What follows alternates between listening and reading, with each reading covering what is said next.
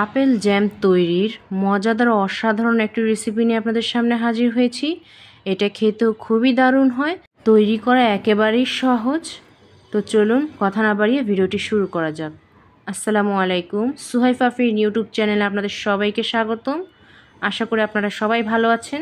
তো এখানে আমি 4টা আপেল নিয়ে নিয়েছি। আপেলগুলোকে আমি সুন্দর করে ধুয়ে আমি এভাবে টুকরো করে নিয়েছি। তো এই পর্যায়ে আমি চুলাতে একটা পাতিলে পানি বসিয়ে দিয়েছি। পানিটা গরম হয়ে গিয়েছে। আমি আপেলের টুকরাগুলো এই পাতিলে ঢেলে দিলাম। আমি আপেলের টুকরাগুলোকে সিদ্ধ করে নিব। তো দেখতেই পাচ্ছেন এই পর্যায়ে আপেলগুলো সিদ্ধ হয়ে গিয়েছে। আমি আপনাদেরকে কাঁটা চামচ দিয়ে তুলে দেখিয়ে দিচ্ছি। আমার আপেলগুলো খুব সুন্দর করে সিদ্ধ হয়ে গিয়েছে। এখন আমি এগুলো নামিয়ে নিব। তো দেখতেই পাচ্ছেন আমি নামিয়ে কিন্তু একেবারে সুন্দর করে টুকরাগুলো ঠান্ডা করে নিয়েছি। তো এই পর্যায়ে আমি আপনাদেরকে কিন্তু হাত দিয়ে ম্যাশ করে দেখাচ্ছি কত সুন্দর করে আপেলের টুকরাগুলো একেবারে ম্যাশ হয়ে যাচ্ছে।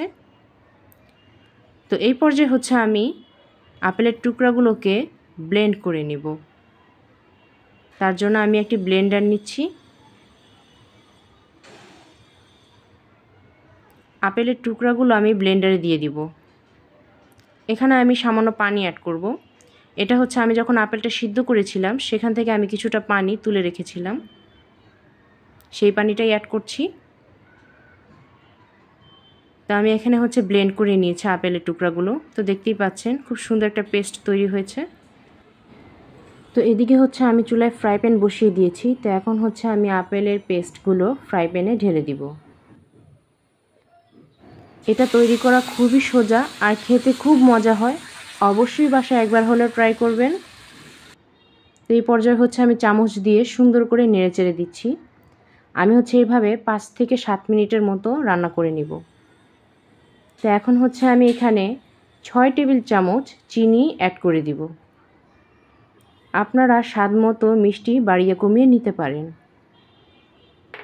চিনিটা দেওয়ার পর আমি চামচ দিয়ে খুব সুন্দর করে নেড়েচেড়ে দিব। তো এই পর্যায়ে দেখতেই পাচ্ছেন চিনিটা কিন্তু গলে গিয়েছে। আমি এখন আরও কিছুক্ষণ রান্না করব। তো এখন এখানে আমি অ্যাড করছি 1 টুকরো লেবু। এখানে আমি লেবুর রসটুকু অ্যাড করে দিচ্ছি। তো এখন আমি সুন্দর করে নেড়েচেড়ে দিচ্ছি।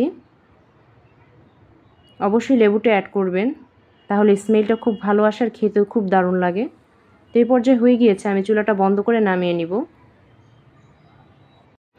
তৈরি হয়ে গেল আমার আপেলের জ্যাম। বানানো খুবই সহজ, খুব তাড়াতাড়ি এটা তৈরি করা যায় আর খেতেও ভীষণ মজা হয়। অবশ্যই বাসায় একবার হলেও ট্রাই করবেন।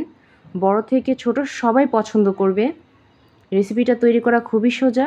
আমার রেসিপিটি ফলো করে অবশ্যই বাসায় ট্রাই করবেন। বাচ্চারা যদি আপেল খেতে না চায় তাহলে অবশ্যই এইভাবে বাচ্চাদেরকে তৈরি করে দিবেন, ওরা খুব পছন্দ করবে।